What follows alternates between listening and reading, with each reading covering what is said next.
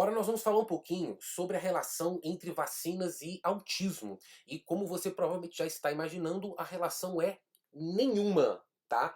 O problema é que, em alguns contextos, há pessoas que difundem a falsa ideia de que vacina e autismo, ou outras coisas ainda mais, né, descorrelacionadas poderiam aparecer. Por exemplo, né, tem gente que fala que se você tomar vacina, você pode mudar o seu DNA, o que mostra um extraordinário desconhecimento sobre tudo que está envolvido, tanto com a vacina quanto com o DNA. Então, por que que isso acontece? Por que que a gente teve, depois de consolidar a vacinação como uma parada, pô, essencial, né? A OPAS, Organização Pan-Americana de Saúde, fala que é o melhor custo e eficácia em saúde. O que você menos gasta para ter um melhor efeito, porque tu impede que a pessoa fique doente, cara. Tu erradica doenças em vários lugares com vacinação. Como que a gente conseguiu, né? Chegou a tamanho avanço e depois começou a desconfiar das vacinas. Uma das razões, são muitas, tá? Tá relacionada com o trabalho do Andrew Wakefield. Eu nem botei a cara dele aqui para não botar cara de bandido aqui pra gente ficar olhando, né? Andrew Wakefield foi o cara, mano, que em 1998 ele publicou um artigo, montou todo um artigo científico, nananã, mandou para The Lancet, que é a revista, né, da medicina. O negócio tem mais de 100 anos, né, de idade. Botei aqui 1823 foi o primeiro número da The Lancet. A parada assim, uma revista então, o finesse, né, primeira linha da produção científica, conseguiu emplacar um artigo na revista correlacionando a vacina tríplice viral com autismo. Aliás, era uma parada ainda mais vida louca. Ele chamava de autistic enterocolitis. Era um problema intestinal ligado com autismo. Então, quem tomava essa vacina tinha uma chance alta de desenvolver esse problema, né, com uma correlação ali intestino-autismo, né? Muito que bem.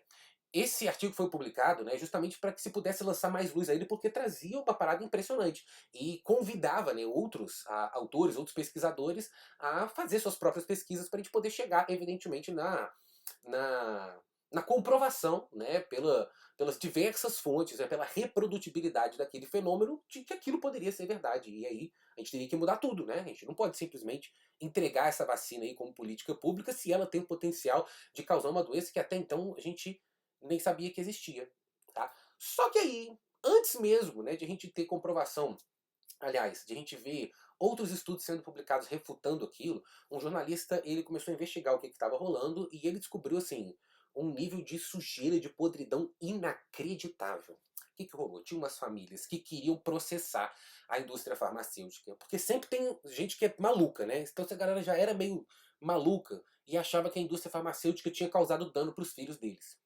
E tinha um advogado que ia representar várias famílias dessas. Esse advogado pagou o Andrew Wakefield para que ele fosse consultor científico do caso. Então, para que ele, pô, trouxesse umas informações que tentassem comprovar que sim, a vacina poderia ter tido causado prejuízo. Aí o cara, isso foi em 97, em 98 ele publica um artigo dizendo que vacina causa essa doença. Aí quando tu vai ver quem que são as crianças que foram usadas no experimento, são só gente ligada as famílias que estão processando a indústria farmacêutica. Cara, então tu pega. Pô, é brincadeira, né? Além disso, tu vê que o cara, assim. Cara, pô, tipo assim. É um vorcaro ali da medicina, né? O cara abriu uma empresa no nome da mulher, tá? Chamava, sei lá, esqueci o nome da mulher dele, Maria. Maria Care Center do não sei o que das quantas, para fabricar um teste pra saber se a criança tinha a doença que ele tinha inventado. Então, tipo assim, aí conseguiu, tipo, 2 milhões de investimento de uma indústria de não sei onde. Mano, o cara tava arquitetando, assim, toda uma parada. E no artigo dele, o cara na lata falava o seguinte: a gente tem que parar de dar a tríplice viral e a gente precisa começar a dar vacinas separadas. Uma de sarampo, uma pra cachumba e uma pra rubéola, tá? É o único jeito de ficar mais seguro. E ele tinha entrado com uma patente, curiosamente, de uma vacina só de sarampo, há um tempo atrás também. Tinha entrado com um pedido de patente disso. Então ele tentou arrumar todas as maneiras possíveis de arrancar dinheiro da invenção de uma doença pretensamente correlacionada com o uso de vacinas. Mano, mano, isso aí, o cara perdeu o direito de exercer a medicina. O cara teve que pagar uma multa enorme. O artigo dele é o único artigo da história do The Lancet que foi removido. Tá? Tem artigos lá de coisas absurdas que hoje nós sabemos que não é ciência, mas eles estão lá preservados porque eles são parte da história da ciência. Esse cara foi removido, porque esse cara é um bandido. Olha que loucura. Então, mesmo isso tendo acontecido, essa história tá aí até hoje, porque o pessoal fala assim, ah não, porque teve um cara que publicou um artigo relacionando autismo. E isso teve, você conhece a história inteira dele. Então, esse Andrew Wakefield é uma praga, né, que é parte da razão dos movimentos anti-vacina na contemporaneidade. Vamos pegar esse moço, então, bem pertinente, bem a cara da discussão do nosso tema, e fazer um paragrafinho argumentativo? Então, eu fui. De fato, a difusão de falácias sobre as vacinas é um problema que reduz a confiança da sociedade nessa tecnologia. Falácias são afirmações enganosas, né, duvidosas, mentiras, né? Então, para já fugir, né, notícia falsa, desinformação, usei um falácia aqui no tópico frasal.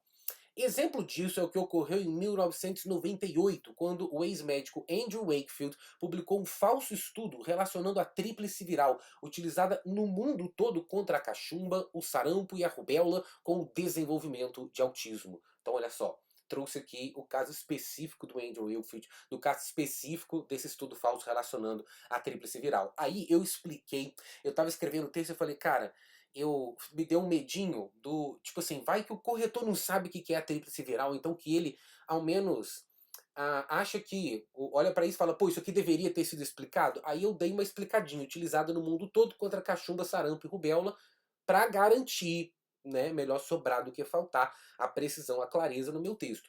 Então, relacionando a tríplice viral com o desenvolvimento do autismo. Posteriormente, aí eu sigo aqui, marcação temporal, de novo, né? Primeiro ele publicou, posteriormente, descobriu-se que a pesquisa havia sido feita sem nenhum rigor, bem como que o autor tinha interesses financeiros ao atacar imunizantes já consolidados. Pô, Valdir, tu não falou aí que ele fez uma empresa, tu não falou que ele recebeu. Claro que não, né? Eu não preciso contar a história inteira dele aqui. Eu preciso usá-lo para comprovar o meu argumento. Então eu vou mobilizar dele as informações que vão ser relevantes para eu poder provar o meu ponto. Então, tinha interesses financeiros ao atacar imunizantes já consolidados. Como consequência, aí eu faço o fechamento. Mesmo que o Wakefield tenha perdido o direito de exercer a medicina e o estudo tenha sido desmascarado, então mesmo com essa situação, ainda hoje muitas pessoas relacionam equivocadamente a profilaxia vacinal ao desenvolvimento de condições adversas. E aí, como eu falei, né, às vezes com autismo, às vezes com uma mudança na composição, né, das bases nitrogenadas que estão com você desde os ovários, né, da sua mãe.